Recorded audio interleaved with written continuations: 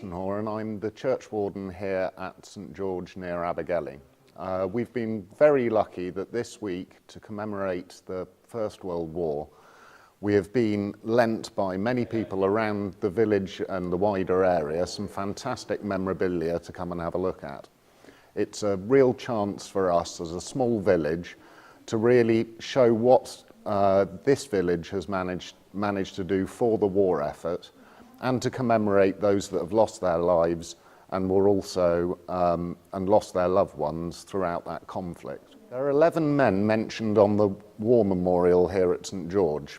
It was built in the 1930s and is based upon a regimental memorial that Colonel Henry Hughes, who happens also to be my three greats uncle, on a memorial that he saw when visiting war graves in northern France. It's created of local limestone from the quarry here at St George and was built for free by the Kimmel Estate workmen at the time. Further to those 11 men, there were many men from this small village who not only fought, and they were affected by their experiences out there, but came back to carry on full lives. For example, behind me here is Elias Jones, who in 1918, while fighting in Belgium, was awarded the military medal.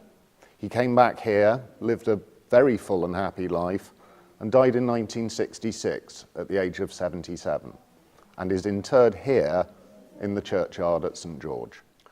Not only did the men of the village play their part, but the area of the village itself was undeniably shaped by war. In the build-up to the war, and as it escalated in 1914, the need for training camps throughout the UK became more severe. The Kimmel Estate, which borders the village still to this day, donated an awful lot of its land to start what became known as Kimmel Camp.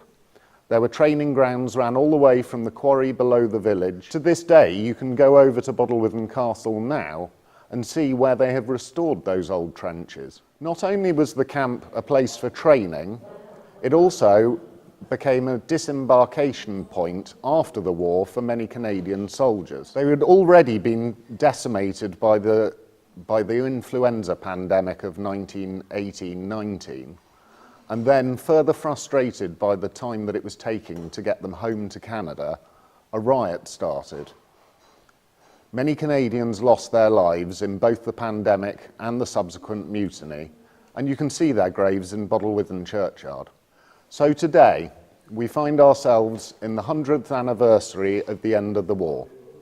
Our small village of St George is proud to play our part, and if you want to come down and see the church at any time, please do. Thank you.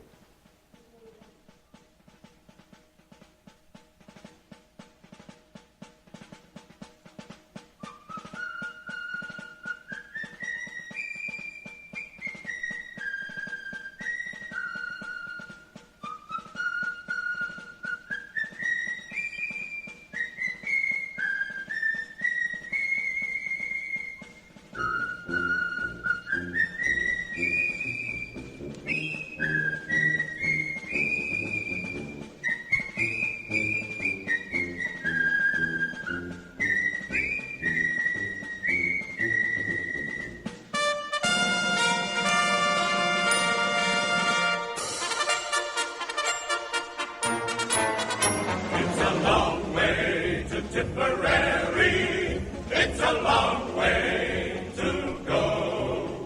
It's a long way to Tipperary, to the sweetest girl I know.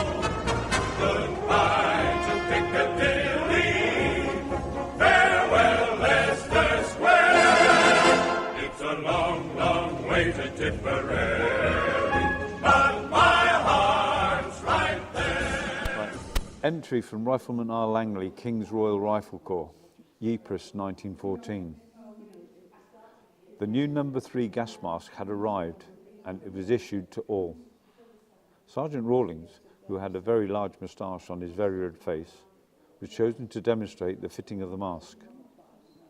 Unfortunately, at his first attempt, he put it on back to front. This produced an immediate epidemic of mirth from the B Company. After roaring for silence, Sergeant Rawlings tried again, fitted the mask correctly, and proceeded to initiate us in the mysteries of this new item of equipment. It was well known that Rawlings suffered from regular bouts of shortage of breath, but to his credit, he applied himself to the task. He instructed us in the correct way to breathe while wearing the mask, but this resulted in a series of grunts, ahs, ers, and peeps from Sergeant Rawlings' face. Again, uproar ensued. When order was restored, the company donned their masks, and the resulting musical effect was beyond description. Every valve seemed to have a particular characteristic, and the rapid inflation and deflation of the bag added to the confusion. Some masks gave out deep gurgles, others a shrill scream, and the snorts and squeaks that had to be heard to be believed. Removing their masks, B Company again dissolved into the uncontrollable laughter. The drill was then abandoned by Sergeant Rawlings. This was an entry from Rifleman R. Langley, King's Royal Rifle Corps, Ypres, 1914. This is an extract from the diary of Nurse Kit Dodsworth, London, 1914. When we arrived in London, we hurried to the headquarters and were interviewed by various officials. There was one unnerving moment when I was asked my age. The minimum age for overseas service was 23, and of course I was nothing like that. I put a brave face on and replied that I was 23. While we were waiting in the corridor, a very wild-looking young man appeared and asked us if we were going to France. When we replied that we were, he said, "God help you." We stared at him. The young man continued, "It's hell out there. Don't let them send you to casino. It's being used as a hospital. They're cutting off arms and legs so fast that there's no time to clear them away."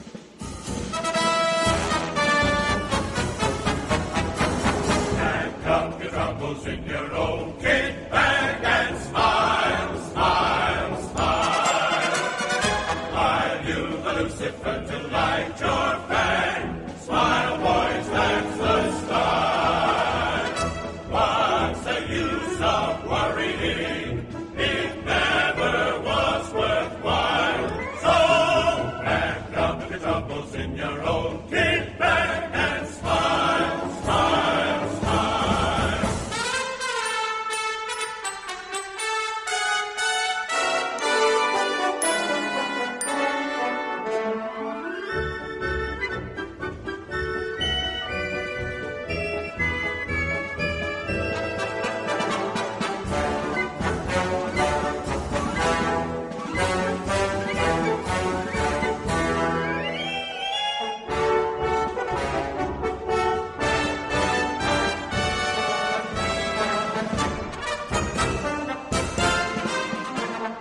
Pack up your troubles in your own kit bag and smile, smile, smile. While you've a Lucifer to light your fang, smile, boys, that's the style.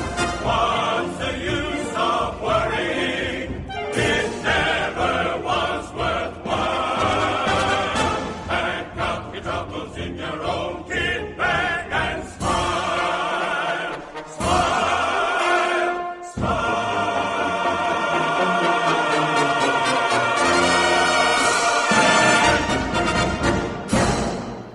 As we approached the 11th, It's good that we remember the fallen, but we should also remember those that were left behind, the families and the orphan children that gave up their loved ones in the sacrifice of their country. My aunt was such a child, and at the end of World War I in 1980, she was a bright 11-year-old at home with her mother and older brother and 4 younger siblings. In fact, her sister Doris had only been born in April that year. She used to write to her father, who was fighting in the war.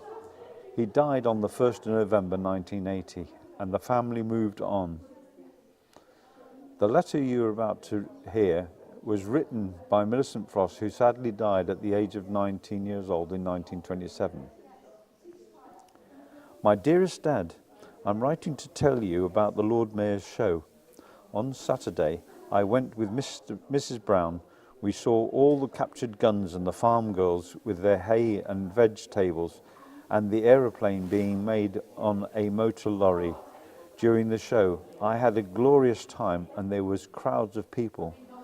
Oh, the glorious times when you come home again. I expect the peace terms will be received, and the people are very jubilant, putting out flags, lighting lanterns. Mr. Scott was the first one in our block. That lot he has to put them up for. One day, Dad, I will be able to say, I gave up my daddy to help win the war. That will squash someone, eh? What Mama says, she will hang her flags up when she knows that you are in England, and I wear my beads. They are très bons. I suppose someday, I hope soon, I will know where they came from. We have not heard from you lately, but we are waiting on bites to see what tomorrow brings forth. Last Tuesday, I went to see The Merchant of Venice, which I like very much. I went to the school. The next is going to be As You Like It. On the 10th of December, George is staying for the week. He went to the Lord Mayor's show, and he is enjoying himself. Do you feel well and fit? Did you hear about Gus Kendall and his sister's death? Isn't it a shame? I suppose you are a proper Frenchman now. As I am getting a mademoiselle, I write you a long letter, as I don't have a chance during the week. I think it's nice to have a machine. I suppose you will read this lying on your straw mattress. Poor old Dad. Never mind. Cheer up. I cannot imagine you with whiskers on your face. I expect you look older than with them on. Well, Dad, I must close now with the very best love and kisses from us all. God bless you. Keep you safe. Goodbye from your loving daughter, Millicent. Good luck on Bond. Please excuse my writing, as a baby will wake up soon. Goodbye. The word goodbye was done in kisses.